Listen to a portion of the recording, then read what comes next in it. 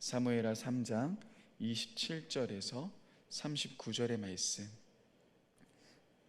한 절씩 교독하며 읽겠습니다. 아브넬이 헤브론으로 돌아오매 요압이 더불어 조용히 말하듯이 그를 데리고 성문 안으로 들어가 거기서 배를 찔러 죽이니 이는 자기의 동생 아사엘의 피로 말미암음이었더라. 그 후에 다윗이 듣고 이르되 내레의 아들 아브넬의 피에 대하여 나와 내 나라는 여호와 앞에 영원히 무죄하니 그 죄가 요압의 머리와 그의 아버지의 온 집으로 돌아갈지어다.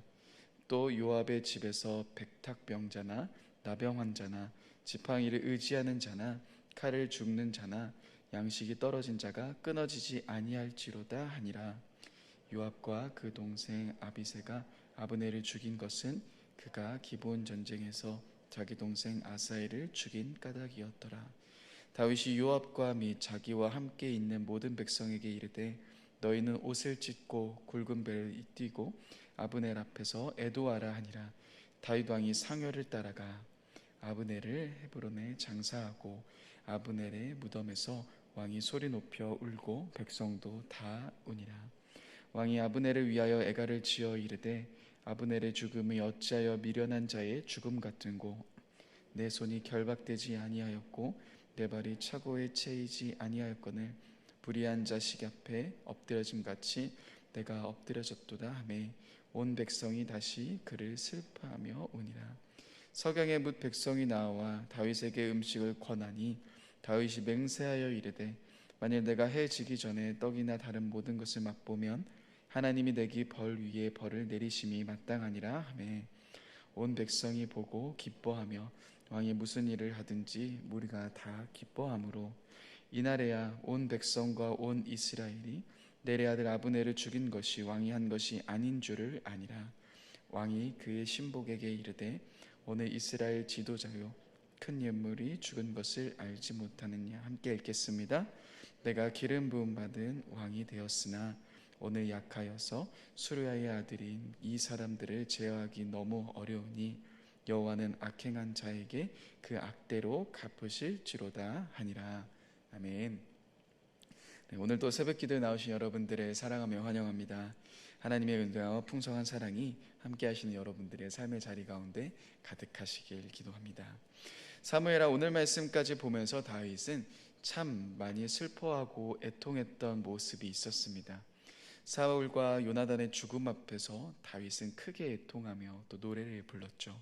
자신을 죽이고자 하며 자신의 원수인 사울이 죽었지만 그는 기뻐하기는커녕 오히려 슬퍼하며 그 시간들을 함께 애통하며 보냈습니다.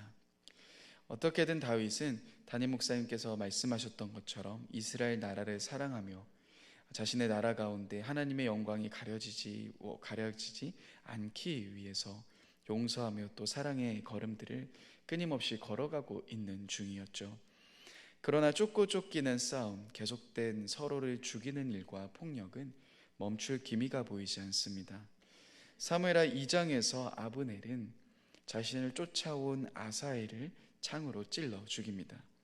그러한 일이 일어나고 아브넬은 다시금 3장에서 이제 다윗의 편에 서려고 합니다. 이러한 모습을 보고 있는 아사엘의 형 요압은 자신의 동생을 죽인 원수 아브넬을 그대로 둘 수가 없었습니다. 그리고 오늘 말씀과 같은 계획을 세웁니다. 한번 27절의 말씀을 다시 한번 27절의 말씀을 같이 한번 읽어보겠습니다. 시작. 아브넬이 헤브론으로 돌아오매 요압이 더불어 조용히 말하듯이 그를 데리고 성문 안으로 들어가 거기서 배를 찔러 죽이니 이는 자기 동생 아사엘의 피로 말미암음이었더라. 이 말씀에서 아브넬이 헤브론으로 돌아올 때 요압은 그를 데리고 성문 안으로 들어갑니다. 그리고 거기서 배를 찔러 아브넬을 살해합니다. 다윗과 아브넬 사이, 이스라엘 사이에 모든 것이 합의가 된 그 상황 속에서 요압은 자신의 동생을 죽인 아브넬을 그만둘 수 없었기에 그를 조용히 부르고 나서 자신의 개인적인 복수를 단행합니다. 어떻게든 이스라엘과 평화롭게 일을 진행하고 싶었을 다윗입니다. 그 걸음들이 이제야 시작되었던 바로 그 시점 속에서 다윗과 아브넬이 언약 관계 안으로 들어갔던 바로 그 순간에 요압은 자신의 복수심으로 인해 그 관계를 깨어버리고 있는 형태입니다. 그래서 다윗은 이러한 요압의 행동에 대해서 굉장히 비난하고 있습니다. 33절에 이렇게 이야기합니다. 제가 한번 읽어드리겠습니다. 왕이 아브넬을 위하여 애가를 지어 이르되 아브넬의 죽음이 어찌하여 미련한 자의 죽음 같은고. 아브넬의 죽음에 대해서 미련한 자의 죽음 같다라고 표현합니다. 여기서 말하고 있는 미련한 자는 무법자의 죽음처럼 처참했다라는 뜻입니다. 결국 다윗은 무법자처럼 죽은 아브넬의 죽음에 대해 굉장히 고통스러워하고 있습니다. 그런데 저희는 34절의 말씀을 주목해 봐야 합니다. 34절 상반절에 이렇게 그의 죽음을 표현합니다. 내 손이 결박되지 아니하였고 내 발이 차고에 채이지 아니하였다. 손이 결박되지도 않고 발이 차고에 채이지 않았다라는 것, 한마디로 어떤 상태를 이야기합니까? 아브넬이 죄가 없는 무죄 상태에서 죽었다라는 표현을 하고 있는 겁니다. 다윗은 아브넬에게 너가 죄가 없이 죽었구나라고 이야기를 합니다. 그런데 여러분, 오늘 말씀을 가만히 보시면요, 요압이 아브넬을 죽인 이유가 있었죠. 단지 그냥 죽이고 싶어서 죽였던 것이 아닌, 그가 아브넬을 죽였던 이유는 그가 자신의 동생을 죽였기 때문에 복수한 것이다라고 기록하고 있습니다. 그런데 다윗은 아브넬이 죄 없이 죽었다라는 그런 표현을 사용합니다. 여러분, 아브넬을 죽인 요압, 우리들의 생각으로선 당연히 방법적으로는 옳지 않습니다. 그런데 그의 마음이 이해가 안 되는 것은 아닙니다. 충분히 그럴 수 있을 거다라는 생각도 어찌 보면 합니다.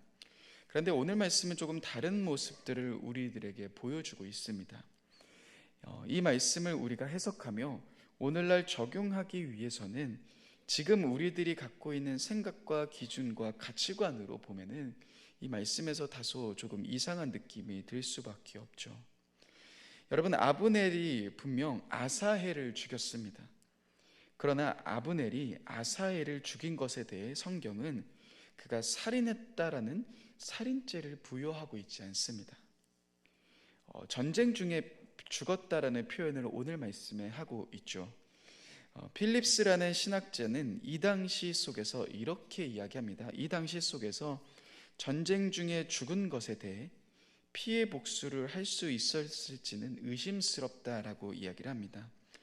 다시 말해 요압의 동생이 전쟁 중에 죽었습니다. 그런데 요압이 전쟁 중에 죽은 아사엘의 그 복수를 하는 것이 그 당시의 문화와 가치관과 생각 속에서 정당하게 받아들여지지 않았을 행동이라는 겁니다. 그래서 다윗 역시도 아브넬이 죄로 인해서 죽었다라는 표현을 사용하고 있지는 않습니다. 사실 여러분, 우리들의 삶의 여정 속에서 참 우리를 힘들게 하는 사람이 많습니다. 도저히 용서하고 싶지 않은, 정말 우리들의 마음을 힘들게 하며 여러분들의 삶의 주변에서, 여러분들의 가까운 곳에서 나의 마음을 힘들게 하는 그런 사람들이, 또한 그런 상황들이 우리들 주변에 참 많습니다. 근데 오늘 말씀을 우리는 생각해 보면 참 쉽지 않습니다. 그런데 이 말씀이 우리들에게 보여주고 있는 모습들을 우리는 한번 생각해 봐야 합니다. 예수님 역시도 이 땅에서 살아가셨을 때 끊임없이 어떠한 길을 걸어가십니까? 그 길은 많은 사람에게 오해를 받으며 이유 없이 고난당한 길이셨습니다. 그러나 예수님은 그 길 속에서 우리와 하나님 사이에 화평의 길을 열어주시기 위해 끊임없이 노력하셨습니다. 그 십자가의 길을 끊임없이 걸어가셨습니다. 그리고 오늘 말씀에 나오는 다윗 역시도 우리가 볼 수 있듯이 계속해서 그 길을 걸어가고 있는 모습입니다. 그는 화평의 길을 찾아갑니다. 전쟁에 당연시 되었던 시대 속에서, 힘과 권력이며 모든 것이 다 가능한 시대 속에서 끊임없이 자신의 원수를 용서하며 그 원수의 죽음 앞에서도 슬퍼하며 애통해하는 모습들을 우리들에게 보여줍니다. 또한 개인적인 복수심에 불타오른 요압의 행동에 대해 책망하고 그러한 행동에 대해 다시금 아브넬을 위해서도 애곡하며 그의 장례를 치르고 있는, 그를 위해 애가를 지어 그의 허망한 죽음에 대해 함께 슬퍼하고 있는 다윗의 모습입니다. 오늘은 우리는 이 말씀 앞에서 한번 나의 삶을 생각해 봐야 합니다. 그런데 여러분, 저는 이 말씀을 준비하면서 끊임없이 요압의 마음이 계속해서 느껴집니다. 이 요압의 지금 이 상황, 이 분노하고 있는 마음이 제 안에서 말씀을 준비하면서 계속해서 남아 있었습니다. 이번 주 수요일 날 새벽 기도를 일어나려고 제가 잠에서 깼는데요. 딱 일어나는 순간 헌혈을 한 것처럼 온 몸이 굉장히 아프기 시작했습니다. 그래서 정신을 딱 차려보니 글쎄 모기가 저를 밤새도록 엄청나게 저의 피를 뜯어 먹은 겁니다. 제가 정말 너무 화가 나가지고 그 새벽에 핸드폰 후레쉬를 켜고요, 이 모기를 찾아다녔습니다. 모기를 찾아다녔는데 모기가 글쎄 다음 타겟으로 저희 아들을 물고 있는 거 아니겠습니까? 그래서 제가 너무 화가 난 나머지 잠자고 있는 저희 아들의 어깨를 굉장히 세게 쳤습니다. 아들이 갑자기 잠에서 깨더니 왜 아빠 나를 때려 하면서 너무나도 당황한 모습을 하고 있는데 저는요 너무 기뻤습니다.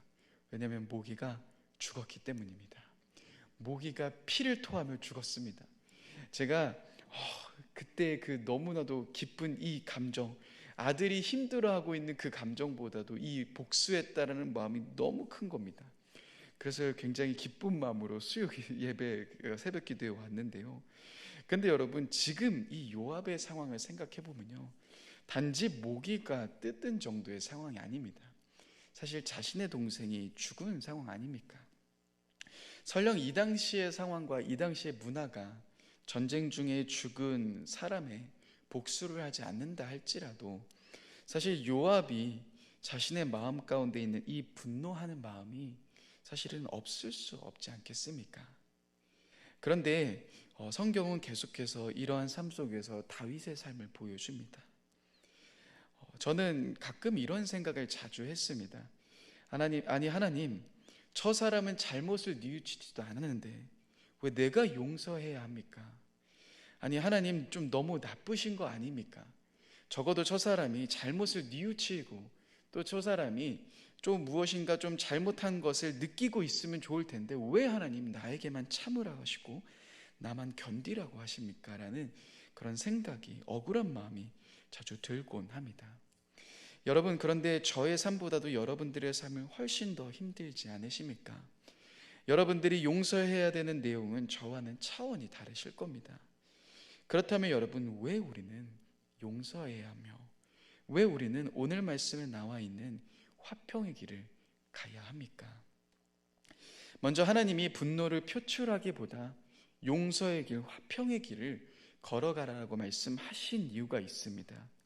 그것은 우리가 분노가 넘치기 시작할 때, 우리가 분노를 표출하기 시작할 때 무서운 것은 그 분노가 우리를 사로잡기 시작한다는 겁니다. 여러분, 오늘 말씀에서 요압은 분노에 사로잡히기 시작합니다. 그러자 요압은 어떻게 합니까? 아브넬을 아사엘이 죽은 그대로로 되돌려줍니다. 아사엘이 창에 배를 찔려 죽지 않습니까? 요압이 아브넬을 어떻게 죽입니까? 배를 찔러 죽입니다. 그대로를 되돌려줍니다. 다윗이 또한 지금 어떠한 결정을 내렸는지가 중요하지 않습니다. 그저 복수심에 불타, 분노에 불타 속임수를 사용하며 그를 죽입니다. 분노에 사로잡힌 그는 하나님의 도피성인 헤브론 앞에서 그를 죽입니다. 하나님의 공의를 바라보는 것이 아닌 스스로가 심판자가 되어 아브넬을 죽이기 시작합니다. 요압은 분노에 사로잡힌 삶을 계속해서 살아가고 있는 겁니다. 창세기 4장에서도 비슷한 이야기가 등장합니다. 가인과 아벨의 이야기. 하나님은 가인에게 이렇게 이야기하십니다. 4장 6절에 보시면 너가 분노함이 어찌 됨이냐라고 이야기하시며 하나님은 가인에게 너가 그 분노, 그 죄를 다스려야 한다라고 이야기하십니다. 하지만 가인은 그 분노의 죄를 다스리지 못하고 그 분노에 사로잡히게 됩니다. 그래서 그 분노에 사로잡혀 자신의 아우 아벨을 죽이게 됩니다. 여러분, 분노한 감정은 단순히 감정으로 끝나지 않습니다. 그 감정은 계속해서 우리들의 마음을 파고듭니다. 문제는 이 마음을 품고 있는다면, 그 분노한 마음을 표출하기 시작하고 그 마음을 품고 있기 시작한다면 그 상태는 사단이 딱 좋아하는 상태가 되어버린다는 겁니다. 그래서 에베소서 4장 26절 27절에서는 이러한 이야기를 하십니다. 해가 지도록 분을 품고 있지 말아라라고 이야기하시며 27절에서는 마귀에게 틈을 주지 말라라고 이야기하십니다. 여러분, 마귀에게 틈을 주는 상황은 바로 앞에 있는 마음의 분을 가지고 있는 상태입니다. 즉, 우리 안에서 분을 표출하기 시작할 때, 우리 안에서 그 분노한 마음을 품고 있기 시작할 때 그것은 나를 병들게 합니다. 그 마음은 나의 영혼을 점점 하나님에게서 멀어지게 합니다. 그 분노한 마음은 나의 마음을 사로잡기 시작하는 겁니다. 그래서 하나님은 나를 위해 그 분을 품고 있지 말라라고 이야기하십니다.